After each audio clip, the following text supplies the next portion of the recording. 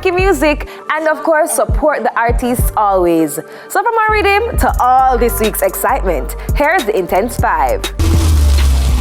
Kraft got into a little trouble with the law recently.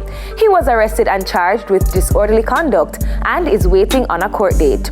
He was released though, so we just have to wait and see what happens. Chris Brown went all out on Quavo. He left it all on the floor in the diss track.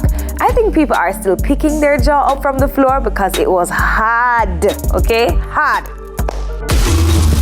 So I don't know if there's something in the water at these schools recently, but what's with the fights? And instead of stopping them, they're recording everything. Think about the future, guys. These stupid fights are not worth it. Not one bit. Please. So, Neo's baby mama went live while at his house and she was all up in his face making lots of accusations. Neo just sat there and tried to play his video game, but she wouldn't stop. It was actually annoying to watch, but I hope they can resolve this like off-air, offline, please. And finally holding the spot this week.